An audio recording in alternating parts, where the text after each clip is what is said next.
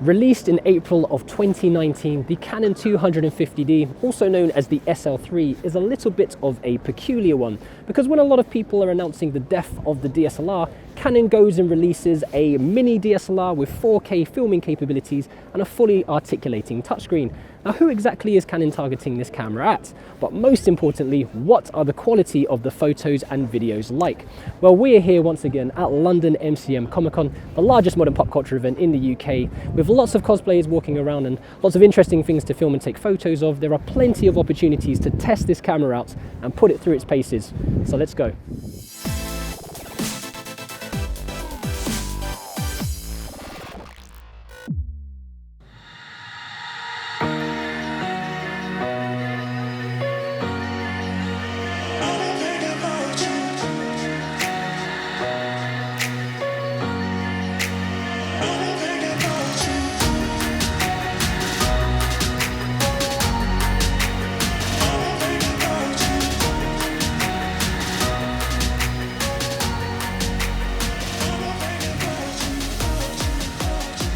So first up, let's talk about ergonomics. And one of the things you will notice about the 250D is actually how lightweight it is. Weighing in at 449 grams, it's less than half the weight of Canon's flagship 5D Mark III, which weighs in at 950 grams. The Canon 250D is actually the lightest Canon camera or DSLR camera with a fully articulating screen. Although I have to mention that it doesn't have the weather sealing that Canon is renowned for, and the body also feels a little bit more plasticky, doesn't feel very robust. Definitely something that you have to take care of. Inside the 250D, you will find a 24 megapixel APS-C sensor, which enables you to have ISO values between 100 and 25,600, expandable up to 51,200. Now, I did notice a fair amount of grain when using this camera inside in low light, but that's kind of to be expected from a lot of crop frame cameras. Generally, the rule of thumb when filming is not to go over the 1600 ISO mark.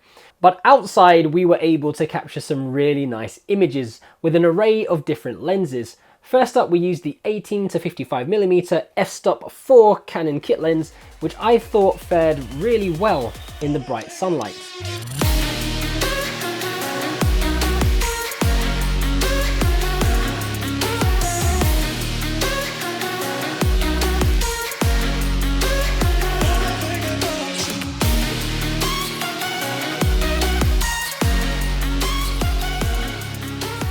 And we eventually switched over to some Canon L glass using the 24 to 70 f-stop 4 and the 70 to 200mm f-stop 2.8 for some really nice depth of field.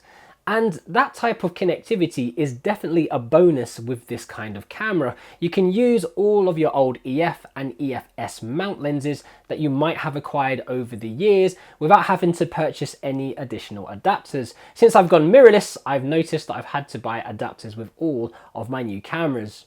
When it comes to taking photos, the Canon 250D has 9 autofocus points, one of which is a cross type, which isn't great when compared to more modern cameras. And also you have a burst rate of 5 frames per second.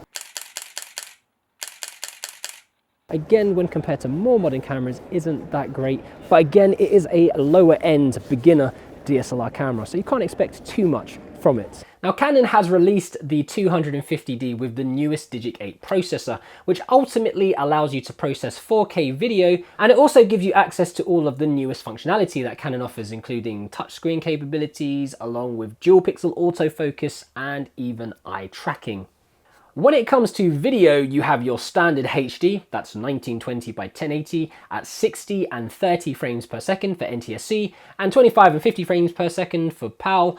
And there's also a 720 option in there as well, you know, if you wanted to use that. Now, one word of warning that we have to mention about this camera is that it doesn't include 24 frames per second, which might be a deal breaker for some of you filmmakers out there. In particular, what I was interested in was using the 4K video option. That's 3840 by 2160. So how does 4K actually look on this camera?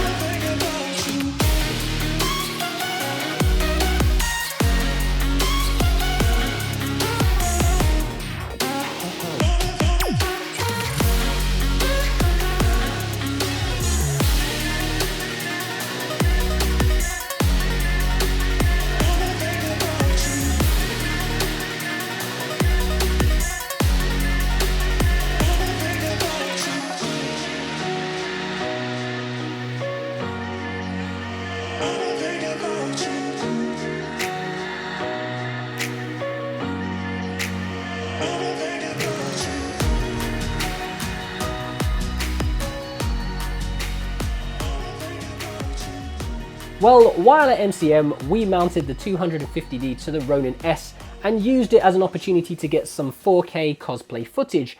And one of the biggest issues we experienced was trying to keep things in focus.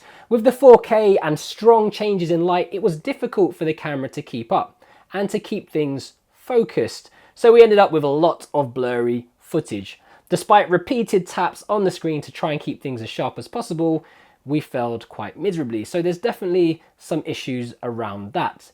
There's also a massive crop of 2.64 when shooting at 4K, and this of course means that you don't get as much in your field of view. You have to actually stand a lot further back from your subject of interest to actually fit things in shots. Generally, slow moving 4K shots seem to be okay, so if you're vlogging or taking slow controlled B-roll of stuff, then that should be fine. And also I checked out the 1920 by 1080 HD video afterwards and thought it was really nice, it was really clean. So you might want to consider sticking with that option.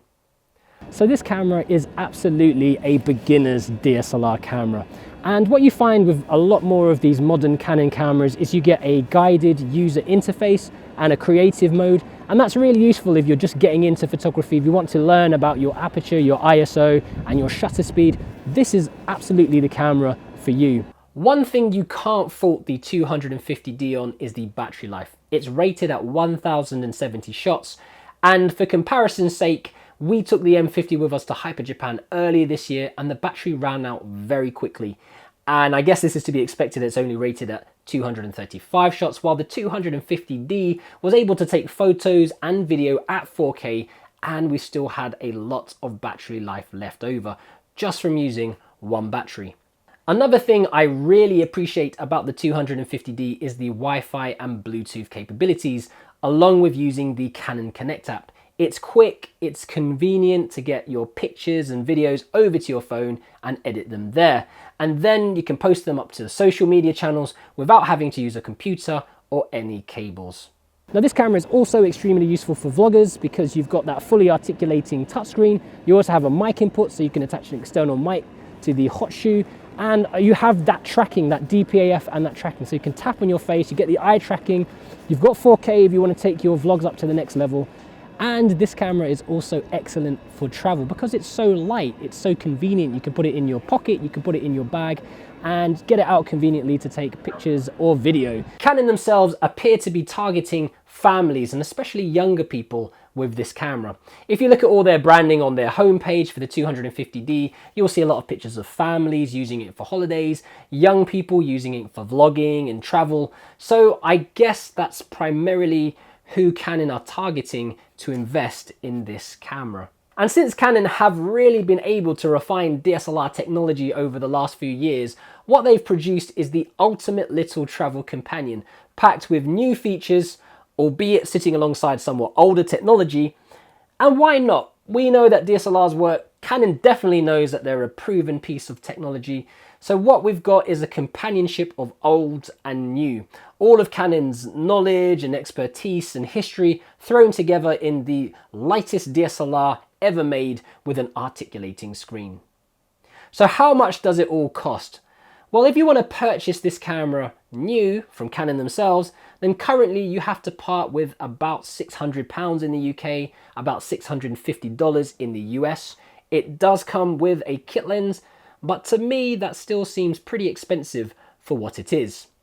On eBay you can pick one up for roughly £100 or $100 less than that, but not much cheaper at the moment, unless you go to Europe or grey import it from Hong Kong, where you could probably save a little bit more money. Now I wasn't sure what to expect with this camera, but I was actually really impressed with some of the images that we walked away with from MCM Comic Con. Even just using the 18 to 55mm kit lens, it produced some pretty sharp images with quite rich colours. And having those raw CR3 files too is actually a really nice option when you want to do some quick edits in Photoshop or Lightroom. So what do you think about the Canon 250D or SL3? Is it something that you would consider getting? Let me know your thoughts down in the comment section below. Additionally, if you haven't done so already, do consider subscribing to our YouTube channel and connecting with us on all the social media channels, links for those down below. So that's it for me now, guys. Thank you for watching. Stay creative, imagine, implement and inspire, and I'll catch you next time on KaiCreative.